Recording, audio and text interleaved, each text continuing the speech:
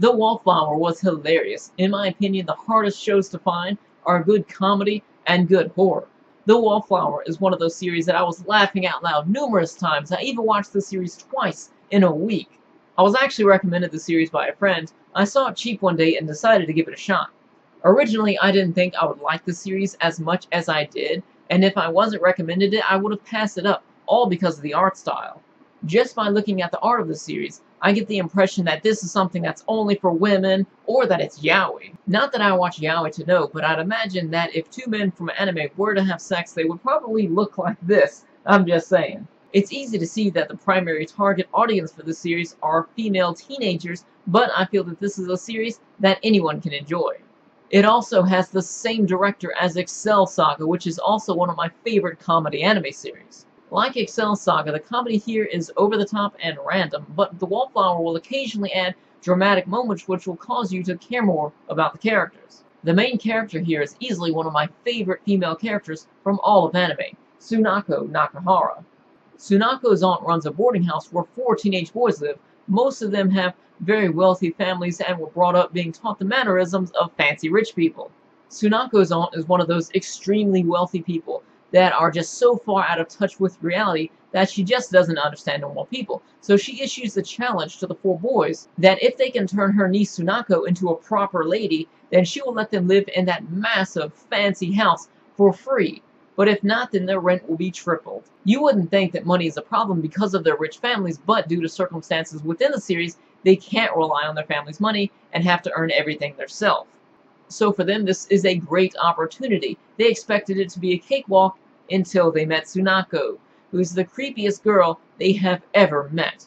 Tsunako Nakahara has this really long hair that covers her face. She has these really old, dirty clothes. She doesn't care at all about making herself look pretty. She doesn't care about human interaction, so she's always sneaking around away from people, and she always has a very short temper and will snap on anyone. Plus, she has a morbid fascination with gore. Nothing makes Tsunako happier than being alone in her dark room, watching horror movies with her medical practice mannequins, which she will actually name them, talk to them, even take out their organs and clean them for fun.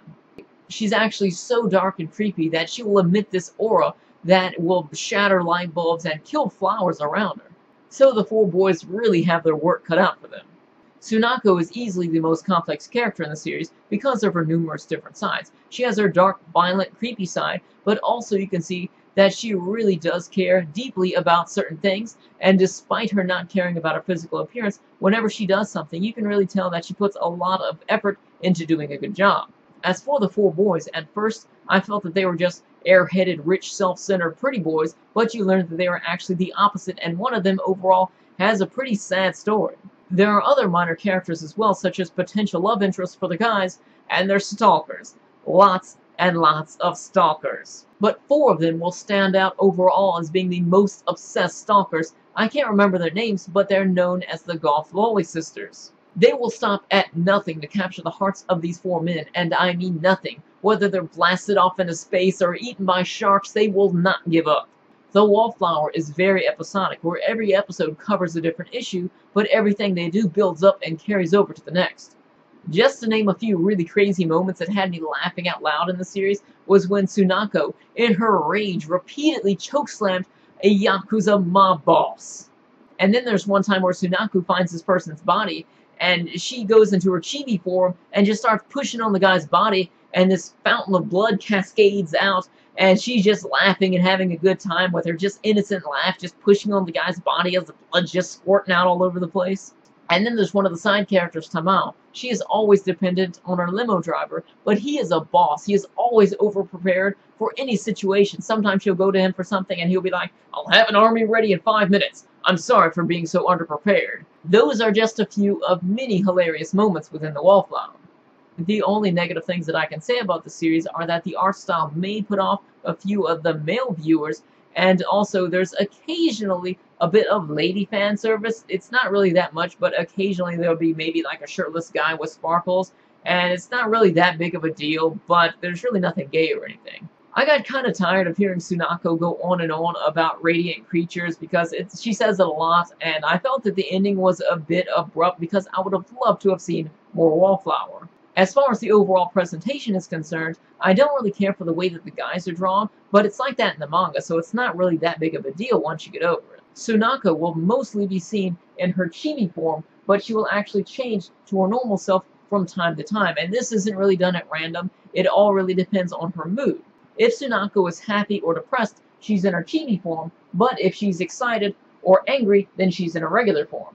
And I can tell that the series didn't really have that big of a budget because some of the other characters here will have their chibi forms, which will just be completely white, but this I don't really see as a negative thing because it actually adds to the comedic nature of the series. As far as the background music goes, there's a wide range of fancy classical music and hard rock, both fitting the proper situations, but I really did like the hard rock. And then there's the English voice acting, which was great. I love Sunako's voice actor, and I even prefer that over her Japanese voice actor.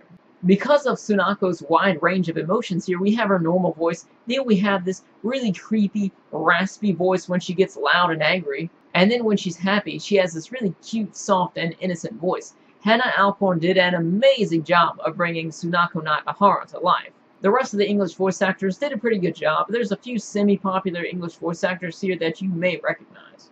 I did prefer the English dub, and I did watch the series twice with the English dub, but at more intense moments, I would actually go back, switch to Japanese just to see how they compare, and the Japanese was, of course, pretty good.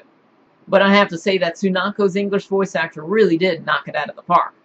Unfortunately, the Wallflower is only 25 episodes long, but if you want more of the series, the manga was released in 2000, and it's still ongoing. 32 volumes to date. That is just way too much for me, and also there's a 10-episode long J-drama series. So if you're interested in watching the Wallflower, you can actually watch it for free in dub on the Funimation website, which I will have linked in the description section below. Just watch an episode or two to see if you like it, if you're interested in buying it, but I do recommend this because it was just great. So if you've seen the Wallflower or read the manga, then let me know your thoughts in the comment section below. Let me know what you think about the manga as well, because I don't really know too much about the manga because it's way too long to read. Thank you all for watching, and I will see you later.